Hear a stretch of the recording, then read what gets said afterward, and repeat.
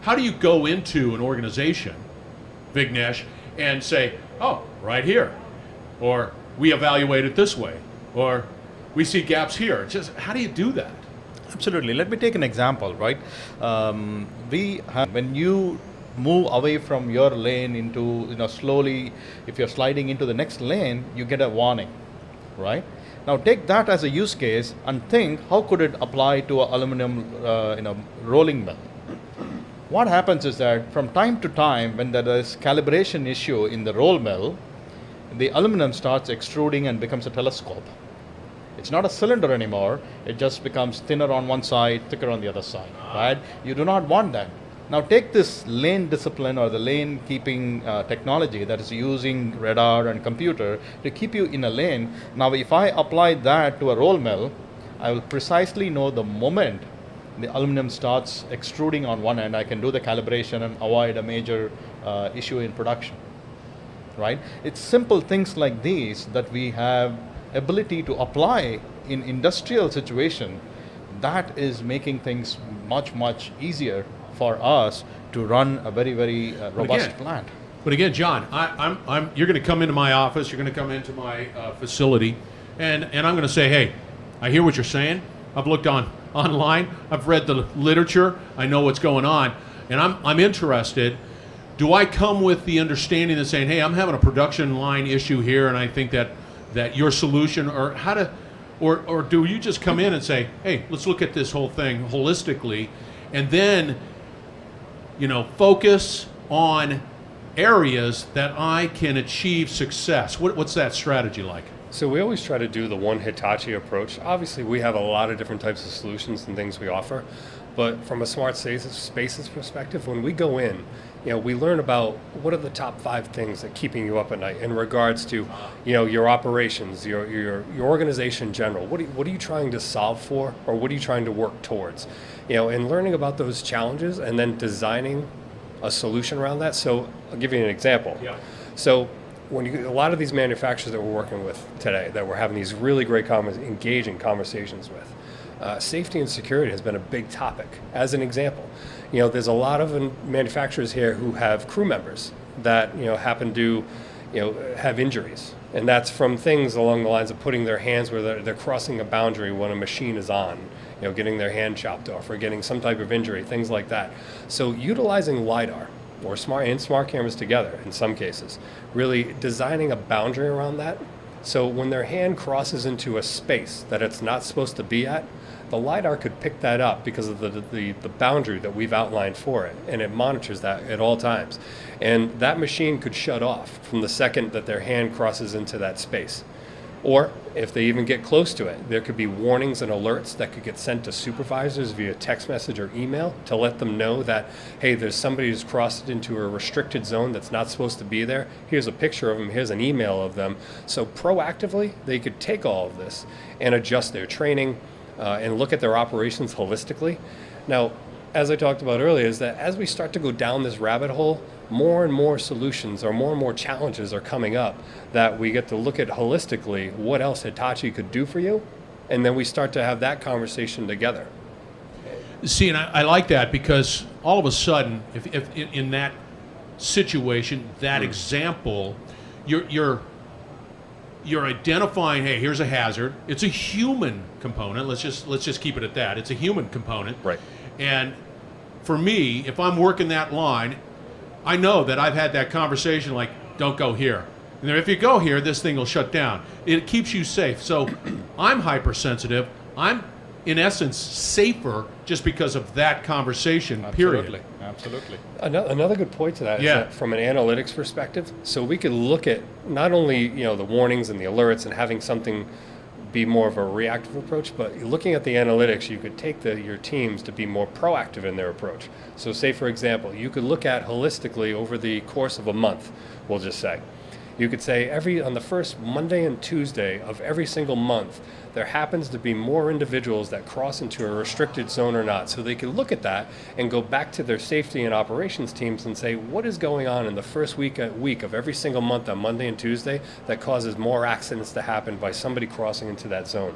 So they could dive deeper into those first 2 days, as an example, and kind of look at it holistically and proactively approach it and say, it's a people problem, it's a training problem.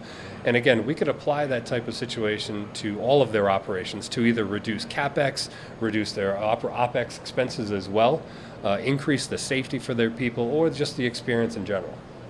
Okay, this is sort of off topic to a certain extent, but if I'm an insurer, and I know that you're a safer sort of organization and a facility because you put in this technology, Absolutely. Yeah. Less I'm going to liability. say, hey, here's I'll cut you a deal. Absolutely, it's less liability when you do that, Yes. right? And we have taken that same use case. So John, when you put in a computer vision, right, then the applications become numerous. For example, a kilometer or 1,000 feet under the ground in a mine, we are using computer vision to identify the quality of the ore and to help the make decision whether they should be continuing to mine in a given spot or they should move.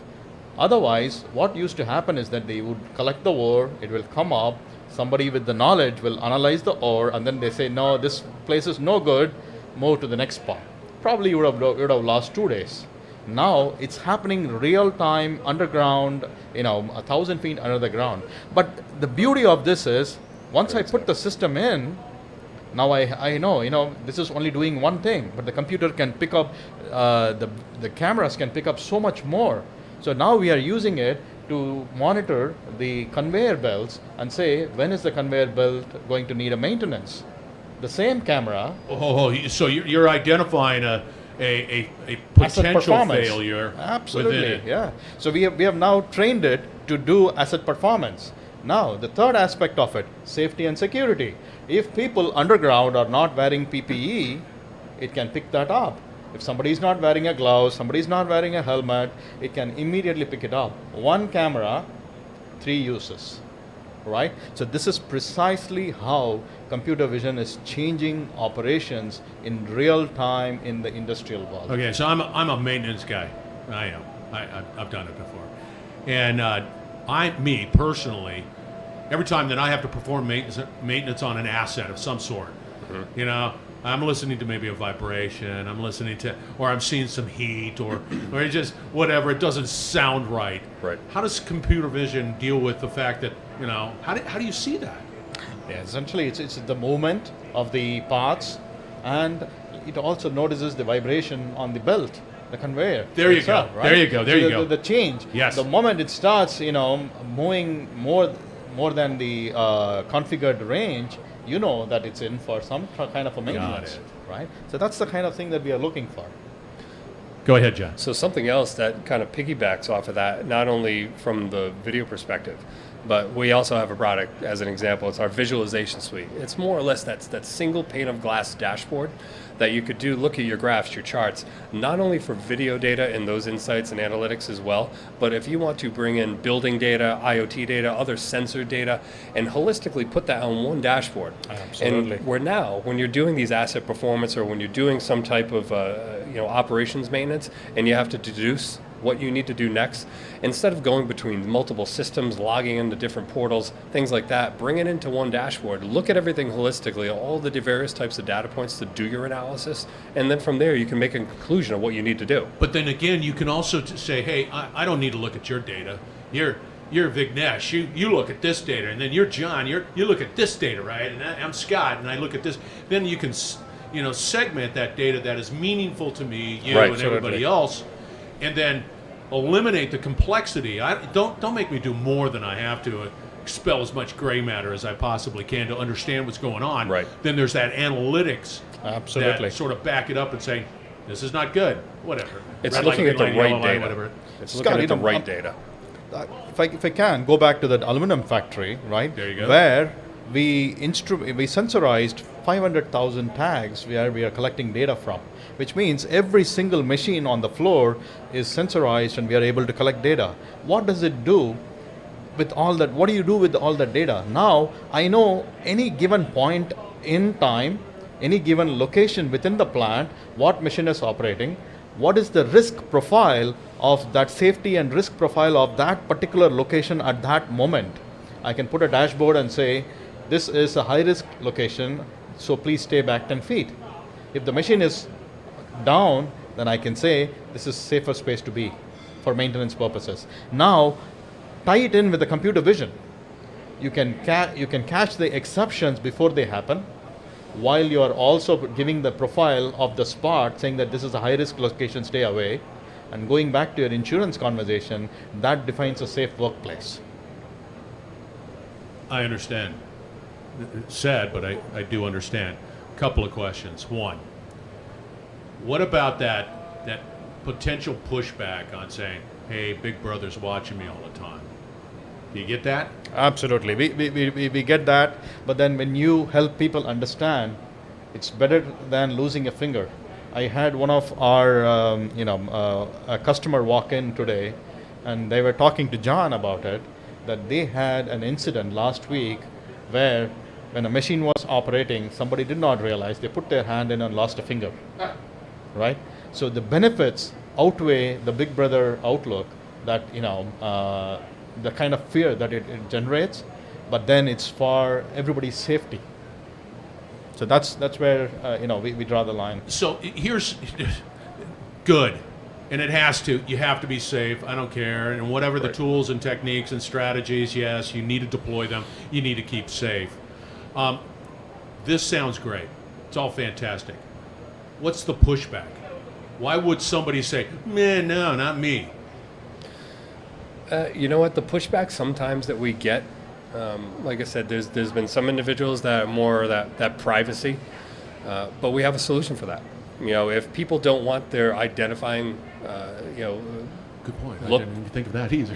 if they didn't want Exactly. somebody to Figured it out. identifying features, Yeah. there's two solutions we have. So there's the LiDAR, which basically, again, it's a 3D representation based on light reflecting off of an object, and it just looks like there's no identifying marks in there. It just looks like a 3D person.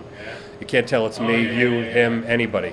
Right. Or we have a software overlay on top of the video feed where we have the ability to put we could blur them out, we could put a blue mask over them so you don't see it, because we don't care who it is, we care about the action. Exactly.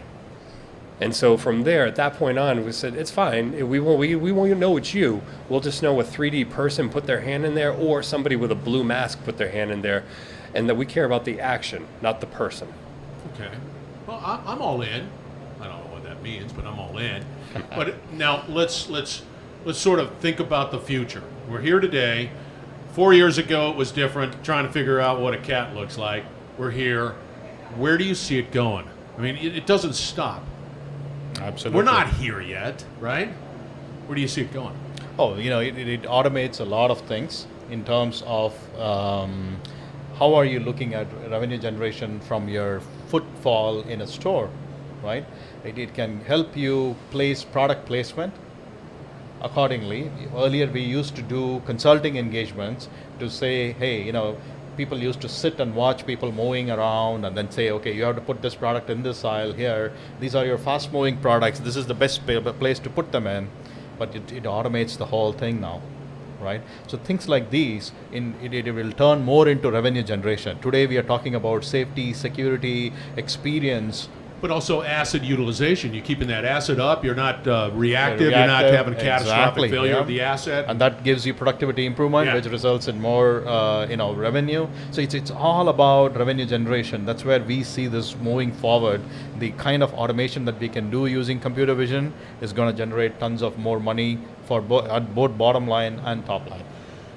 When we start talking about tons of money, do you run those analytics with customers, clients, and saying, okay, we see your facility, we understand how it operates, all that stuff, and then you run some sort of modeling, and you're saying, okay, we could do this, this, this, and this is what we see as a value to your organization. Do you guys provide that insights? John? We do. We definitely help. Look, what Hitachi likes to do is we're not just the seller of a product. We're partners. We're an extension of their business. That's kind of how we think about things. So as a customer grows with their challenges and their initiatives, we want to be part of that as well.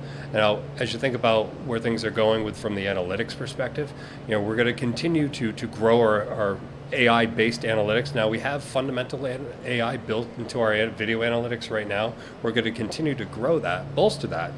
and then become a stronger partner with our customers. And so where we're heading for that right now is to be able to do things remotely. So we have something right now called intelligent infrastructure monitoring. So we look at core pieces of their critical infrastructure, and we could look at that video and do analytics on it from anytime, anywhere. And so looking at whether it's a transformer, an insulator, a circuit breaker, whatever that may be, that companies currently right now spend a lot of operational expenditure on to be able to perform those inspections on. We want to be able to do that remotely, so now they could perform more inspections more accurately, reducing their OPEX. So you bring up an interesting point, and I know that from, I know we're at a manufacturing conference, however, and I have to touch upon it. When we discuss or talk about utilities, right? Maintenance.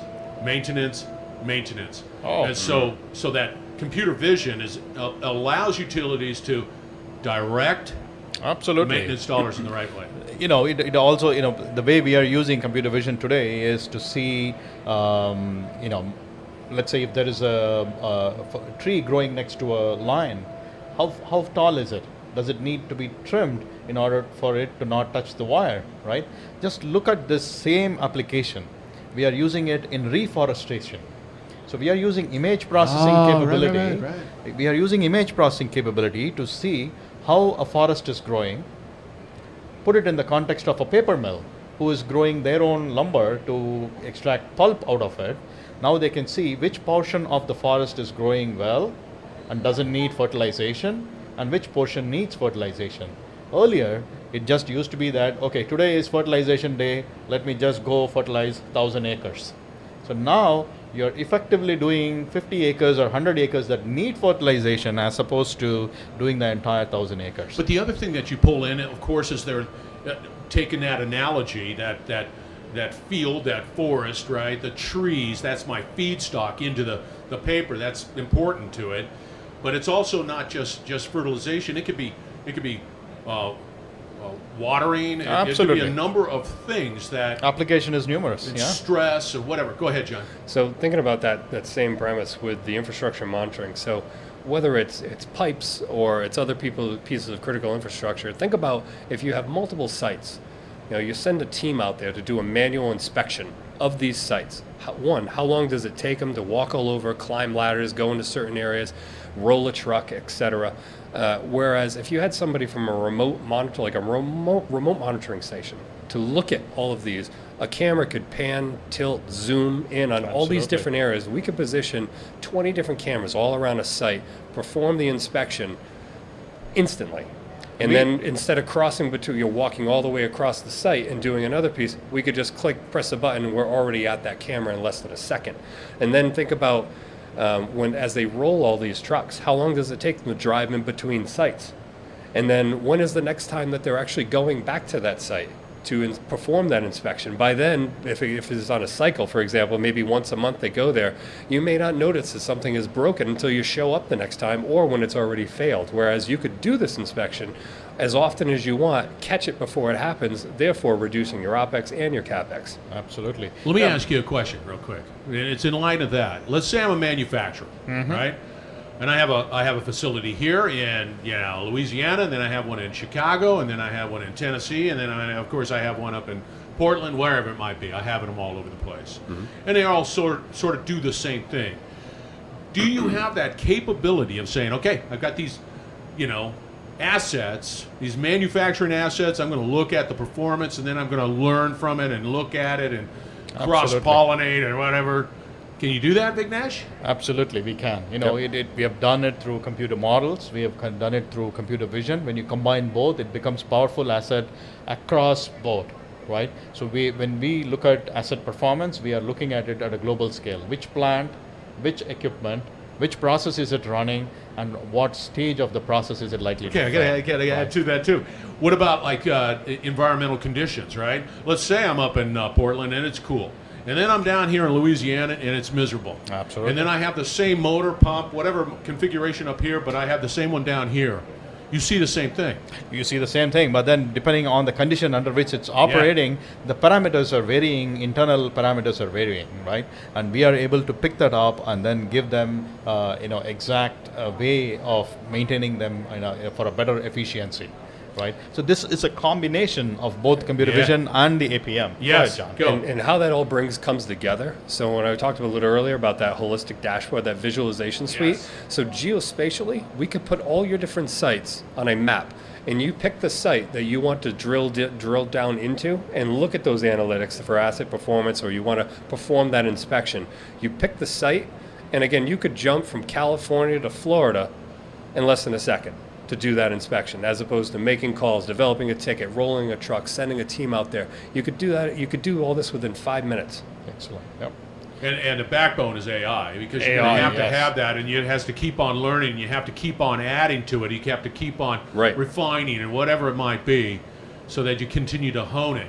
Do you ever sort of, for lack of a better term, cross-pollinate? Let's say my AI over here, and and it's Acme Corporation, and they have 4 sites over here, and we're learning about this pump, right? Whatever, it's a ball door, whatever it might be. So we're learning about it, and we're taking some analytics there, and you can apply that to maybe some other company and say, no, that pump performs poorly in a hot environment. I don't know. It's a use case off the top of my head, but performs poorly. We recommend something else. Yeah, so essentially, I'll not take that exact example. So here is a real life situation. So I'm having lunch with a C-level person. So they're talking about a loading dock problem they have. Yeah. So they are a discrete manufacturer. Every order is fulfilled with 100 different items shipped, and when assembled at the client's end, when it is fully shipped, is when they can recognize the revenue. There you go. Today, they track these 100 items through RFID, but There you go. RFID rips off.